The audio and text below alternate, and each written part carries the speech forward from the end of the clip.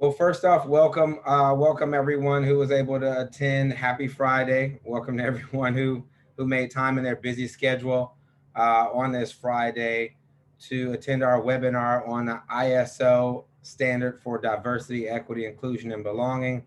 My name is James Felton Keith. I'm the engineer of a product called Inclusion Score, and I'm filling in today for our Chief Data Officer, Karen Jasmine. I'm happy to fill in for her today to bring you all up to speed on the ISO standard and new tools and tactics that are being used with regards to diversity, equity, inclusion, and belonging uh, in this new decade. Just a little bit of housekeeping or defining of terms.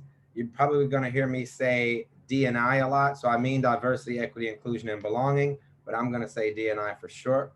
You're probably going to hear me say ISO or ISO a lot, but I mean the International Organization for Standards or the International Standards Organization. Uh, with that said, I'm going to jump right into sharing my screen. As more people come into the chat, they shouldn't be too far away from where we started. It should be pretty easy to catch up. If you have any questions, please feel free to drop them in the Q&A box now, and we will get to those. We'll do our best to answer all of your questions. If we don't get to answer any of your questions here, or if you have a question after the webinar is finished, feel free to email us at hello@inclusionscore.io. That's hello@inclusionscore.io. IO as in input output. So uh, that said, let's jump right into the graphic that you see on your screens today. I'm not doing a standard PowerPoint presentation. I'm just sharing live from my screen. My internet is pretty uh, uh, dynamic here in New York. Um, so what you see on your screen before you is the brand new ISO standard for diversity, equity, inclusion, and belonging, or as we like to say, DNI. And this standard has really been the result of about a 10-year effort to make diversity and inclusion one thing, one quantifiable thing, where when we say DNI, we all mean the same thing, no matter who we are, no matter what country we're in, and no matter what company we're working from. Uh, just to give you a little bit of color on what this standard is and where it comes from, a little bit of history. Uh, this effort started about 10 years ago here in the United States at the Society of Human Resources Management with about 150 participants that came together to think about diversity and inclusion, but they were mainly thinking from a human resources standpoint. I think it's important to state that diversity and inclusion is much greater than human resources these days. That effort sort of took off to the American National Standards Institute, which brought us into some international conversations with other nations like the British and the British Standards Institute. And over the course of 2015, 16, 17, there were a series of international conversations around what we all meant or what consensus could be specific to diversity, equity, inclusion, and belonging. And after about a 3-year effort, we sort of had the core language at the International Standards Organization for this DNI framework or this DNI ISO standard. We really had the language around December of 2019, but the 2020 pandemic really set in and COVID put everything on halt. And so we've just recently been able to ratify that standard about a month ago and have published the standard really about 10 days ago. So we've been doing these webinars over and over again, day by day, to educate more individuals on what the ISO really is. And so we've really gone from this long form document that any of you can go and purchase right now at the ISO. I'm not, affiliated in this presentation is not on behalf of the ISO, but it really talks about this central framework. So outside of thinking about diversity and inclusion as human resources, we'd encourage you all to understand that human resources is just a tiny part of the ISO standard.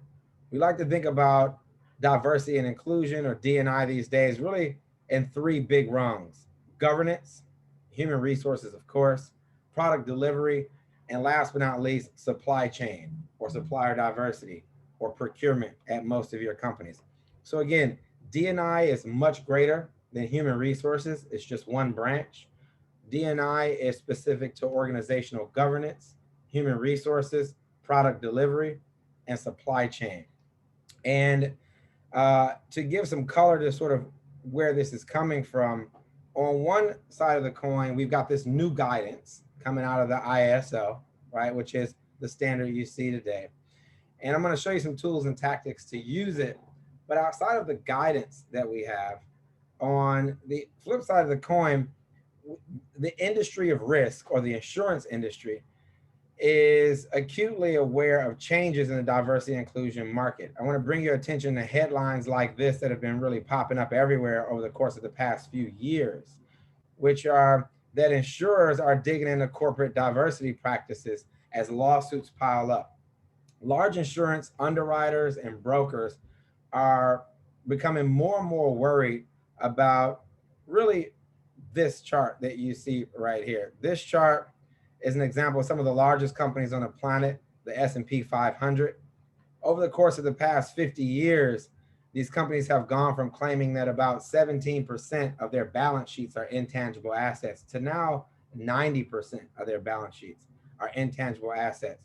And if you're not familiar, intangible assets are really just code for people, right? And so the insurance industry is worried that the way in which companies value themselves, and not only those companies, the smaller companies that are in their supply chain, are valuing themselves based on people. Meanwhile, there's more than $1.5 billion alone in the United States at the federal level, not to include what happens at the state level and not to include what's happening in the rest of the world, but more than $1.5 billion per year in lawsuits around either retaliation or discrimination specific to diversity and inclusion are affecting the real balance sheets of these companies. And so the insurance industry is worried that every other industry is improperly valuing themselves based on the intangible assets that they claim or the people that they claim versus the lawsuits that are going against these companies. The graphic you see before you is just one of my favorite numbers. I want to give you all a bit more color. It's called, it's an index that we track called the non-litigation monetary benefits index. And these are essentially severance packages that people may have been promised while being let go from organizations, but because they leave under counsel and they have the threat of a lawsuit, they may get more severance, say 6 months instead of 6 weeks. And those numbers really add up on corporate balance sheets as they deal with disgruntled employees. And so the insurance industry, separate from the DNI industry at the International Standards Organization, has convened a council at the National Association of Insurance Commissioners here in the United States. If you're not familiar, this is a federation of elected and appointed officers at each of the 50 states, or 55 if you're including the territories. And everyone's in here from Mississippi to California. The list just goes on and on. And all of these insurance commissioners have been pressed to write policy that insists that organizations have an auditable diversity and inclusion policy and or framework. And so this is one example of what's come out of the state of New York and the Department of Financial Services and their subordinate insurance commissioner a few weeks ago, back in March 16th. And anyone can look this stuff up online. We'll be sure to send out some more emails and a follow-up to everyone attending. But what this guidance from the state regulator essentially does, that's a revolution, is it explicitly regards diversity and inclusion as risk. It backs it up with a lot of statutes and data from research reports, but it regards diversity and inclusion as risk at corporations. And it also explicitly states that it will start auditing these institutions in the coming calendar year, so in 2022. And so those two things come together are really what's driving a big industry shift with regards to diversity and inclusion. To recap, on one hand, we have guidance via the ISO standard, which you see a life cycle framework before you on your screen. And on the flip side of that, we have D&I being regarded as risk. So as guidance and risk come together, every institution, large or small, I would say down to the 20-person employee firm, has new incentive to start thinking about itself from a diversity and inclusion standpoint in our four big bucket categories. And those are governance, HR, product delivery, and supply chain management. Now, in thinking about these, I would say, I think a lot of folks who are here, on the Zoom today, or who are just out there in the world, are used to thinking about D&I from a human resources standpoint. They're also used to thinking about D&I from a supplier diversity standpoint. But I should say this ISO standard in this framework is much more comprehensive. And what we've done at Inclusion Corporation and Inclusion Score is we've created some workflow management tools that allow institutions to use a long form assessment in those four big bucket categories to understand how they engage a whole portfolio of D&I efforts. And I'd like to focus, if I may, just for a second on the product delivery realm, a place that we rarely talk about diversity and inclusion, product development and product delivery. My firm, we were dealing recently with a mid-sized architecture firm out in Boston, Massachusetts. And on our first meeting with the CEO, she brought all her brown women around a board table to talk about the different things that they were doing in the organization. Some were working on employee resource groups. Some were working on internal unconscious bias training. Some were working on internal sentiment analysis or assessments based on how employees get along. And some were doing external work, like out in the communities, out in some of the poorer communities like Brookline, if you're familiar with the greater Boston area. And we spent some time explaining to them this broader framework that was getting ready to come out of the ISO. And we explained to them that they should maybe start with a self-assessment of assigning different individuals within the company, someone at the executive level for governance, the director of HR for human resources, the director of procurement, because they have a lot of smaller firms supplying into their architecture company for supplier diversity. And last but not least, their COO, and in some companies, they'll have a director of product, was really responsible for doing a self-assessment based on internal corporate policy that they have for product delivery. And it's really mattered because the products that they're delivering are really thoughtful design in spaces where humans interact.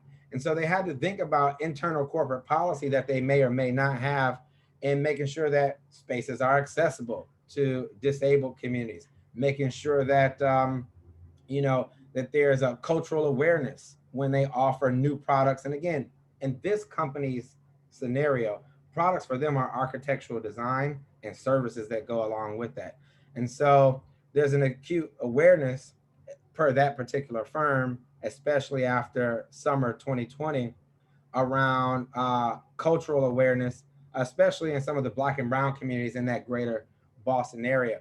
And as they use the product that I'm going to show you today, which we call Inclusion Score, they took an internal self-assessment to look at policies that they have to interact with their product development and delivery, which as they explore product development and delivery, they were able to better inform how they spend money in human resources to communicate and deliver products that they've been developing, and also how they leverage supplier diversity to deliver products that they're developing. And so when we think about corporate governance and we think about corporate product development and delivery, two spaces that are regularly left out of the D&I conversation, we find that they can better inform how we overall deploy human resources strategies and supply chain strategies. And so fast forward to our product here at Inclusion Score, what we've done is we've taken the ISO standard and the awareness of this lifecycle framework that we've shown you around the guidance and risk that it acknowledges. And we've created a long form assessment based on the ISO standard that really helps any chief diversity officer or any director or manager at any firm manage a portfolio of D&I efforts along those four buckets that I mentioned earlier. Corporate governance, where you define roles and responsibilities. human resources, which is about 9 different categories, product development and delivery, and last but not least, uh, procurement or supplier diversity. And this long form assessment, it is a self-assessment internal to every organization. It really just allows an organization to come and ask themselves basic questions like, is your team quantifying the organization's utilization and total spend with diverse suppliers? And a firm will come in and say, no, we're not doing that. Your procurement director says, we do have some process. It's a bit reactive. Or yes, we do have a process for that. And last but not least, we have a control document that we abide by. We've assigned responsibilities within our organization to that, and we upload it. And upon that, an organization is able to look at sort of their organization, which you would see a full version of your organization here on the left, versus an overall market that you would engage in. You can pit that market against all small companies, all large companies, all healthcare companies, you name it, to understand your next 5 addressable areas versus the broader market. But not only that, you can also understand how you assign roles via corporate policy inside your organization, how you assign actions to those folks, how you assign measures or tools and tactics, as I like to call them, to those folks. And then look out more broadly at what we would call your company's maturity with regards to D&I. So again, we've taken a long form assessment based on the ISO standard and that guidance, and offered a process management tool for any seasoned or less than seasoned D&I professional to come out and take the assessment. And as they take it, it actively builds policy for them to understand. So let's say you're building employee resource groups inside of your organization, and you're trying to define, your maturity on those employee resource groups in either a state of ad hoc usage, meaning you don't have any strategy, or you're learning, meaning you have some strategy, or you have a process that's slightly under control. So last but not least, you have a measurable process, meaning you're using a control document to manage that. We can tell you based on the ISO standard in 8th grader language what it means to build out those policies and those strategies, what the objectives are, and what your work looks like going forward. And in doing that, a firm could look at themselves and their ability to comply or, fail to comply with the ISO standard. And then outside of using the ISO standard to identify opportunities to create more maturity and comply over time, they can, in a more granular level, compare themselves to the broader industry and look at what their priority list should be as they plan to make a spend, either using external consultants or using internal staff to try to become more mature or more competent at implementing diversity and inclusion strategies over time. These are just some examples of the questions that fit into those 4 buckets. We break them out into what we call 32 risk domains. And for instance, again, like I referenced earlier, I'm a big fan of institutions starting employee resource groups or business resource groups. And as they do that, it's important to understand that per the ISO, this is just one small rung of how those orgs exist. And so let's say you work at a firm or you've advised a firm and they do have VRGs, they just click this last portion of the assessment. They upload evidence, whether it's some corporate change management document or policy, that they in fact have employee resource groups and they plan to scale those. And they can see easily that this fits into a category called inclusive culture, which really has 2 rungs: actions and measures.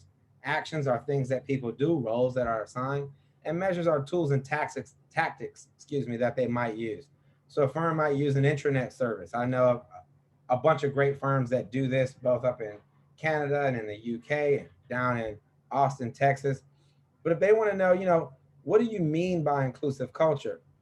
Again, you come right back to one of these tabs, the capabilities tab, to understand what inclusive culture is, specifically per the ISO, so that we're using the same language, same nomenclature, what the objectives are, and what the recommended next steps are.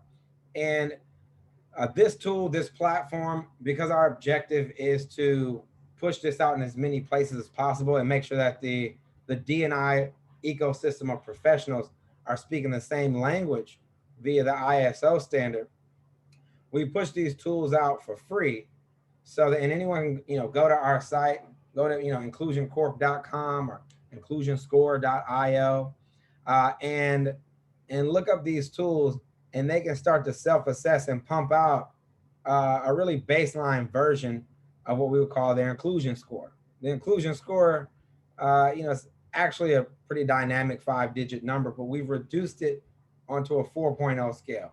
So this particular company has a 0.7 out of a 4.0.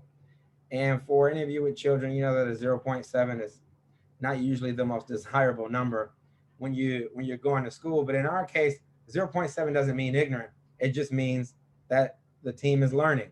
It's learning the scale in its D&I efforts, and it has a good idea via this PDF printout to start to understand what the next 5 addressable D&I domains are. Meaning, this is where they want to get with their internal team or get with an external consultant to start to build out opportunities to become more mature in that risk domain.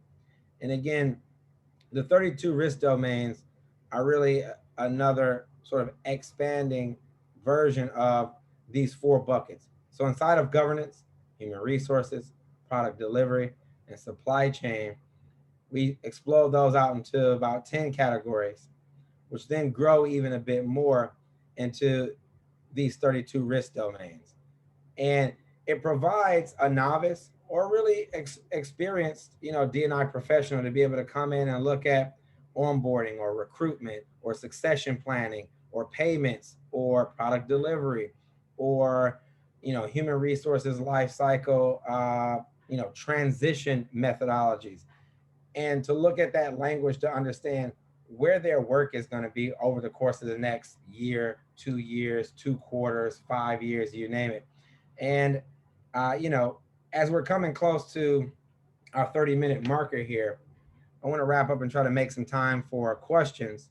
But as we think about Q&A, I'd like to just bring everyone's attention when we see changes happen in corporate world, whether they've been becoming more rigorous at the deployment of cybersecurity principles or good accounting principles or IT management principles or engineering principles. We've seen methodologies like that of Lean Six Sigma or IT service management or the ISO standard for cybersecurity or the PMBOK principles for project management. We've seen these methodologies come along to allow us to streamline how we talk about a particular industry and how we talk about change in that particular industry.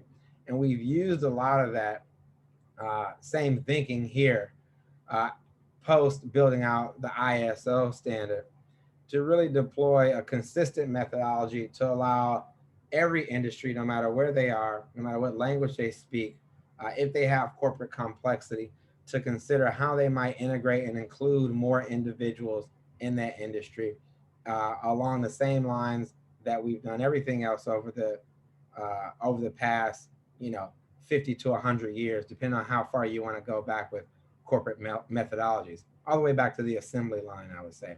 And so that is where we are in brief. That's the future, I would say, of diversity and inclusion, or the D&I professional life cycle.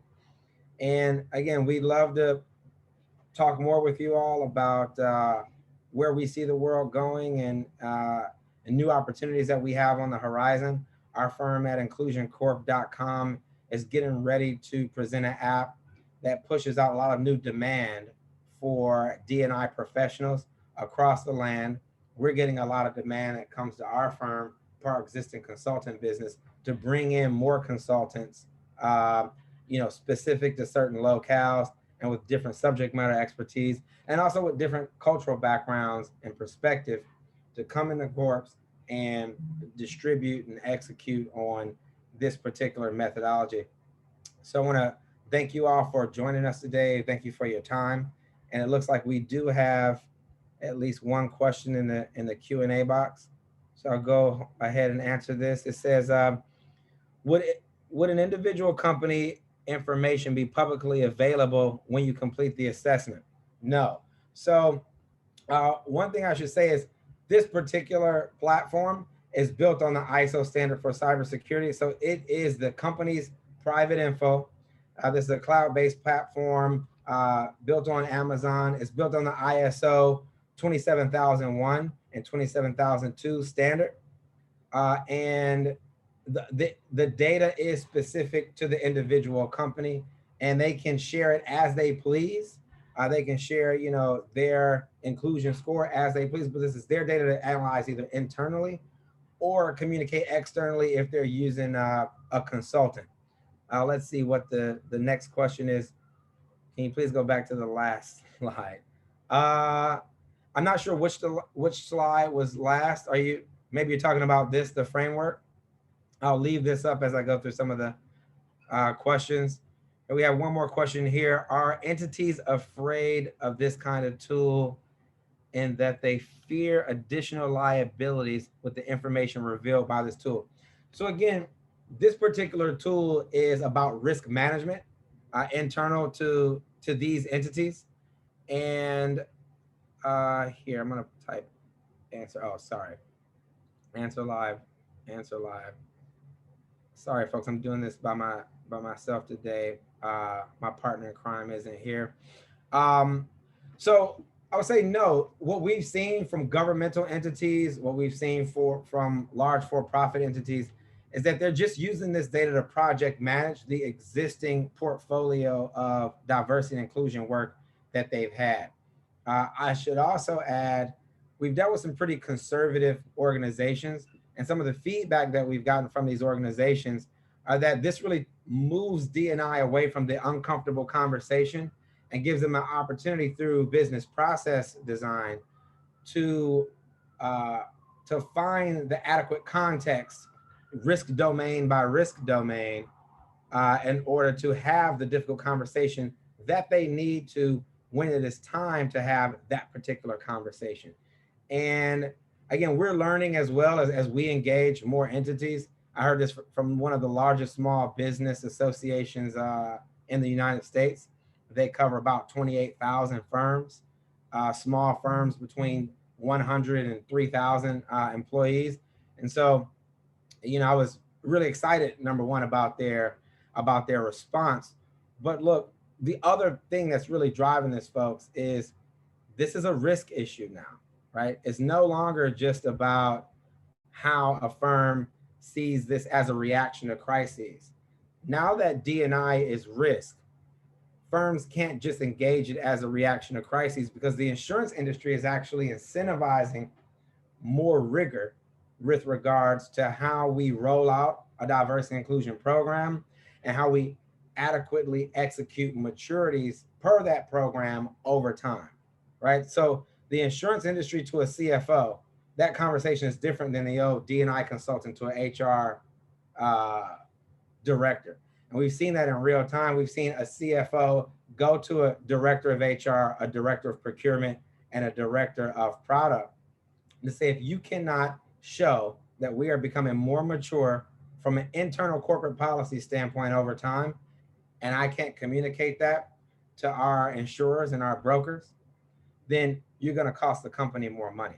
So again, this is about reducing risk over time, just as one would reduce their car insurance risk as they become a more mature driver from the age of 16, you know, onwards. So here I'm going to read the next question. Where can I find the ISO doc to get a better understanding? So you can just Google the ISO. So this person is asking about the ISO document. You can go to inclusioncorp.com/ISO, and there's a link directly to the document. You can go and buy the document now. It's been published for about the last week. This is ISO-30415, if you want to do a really deep dive and read it.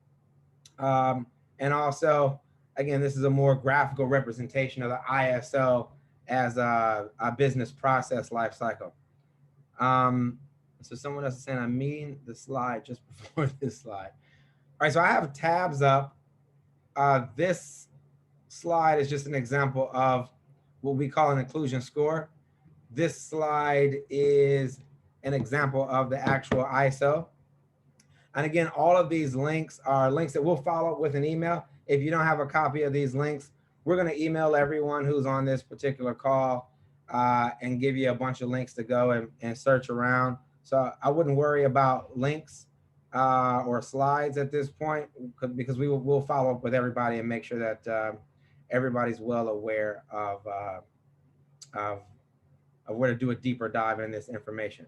Um, so with that said, I think we're through with all the initial questions. We've had this conversation and filmed it a few times over with a few more questions, and so we'll also send out a link for that. If anyone goes to our website, inclusioncorp.com/recordings, they can also see another example of this conversation in a longer form. We did a few hour-long sessions for this, and if you didn't think you got everything in this one call, we'll be doing this weekly for the next 4 weeks, because unfortunately there's a lot of demand for this particular talk, and we had to push a few people out of the Zoom registration.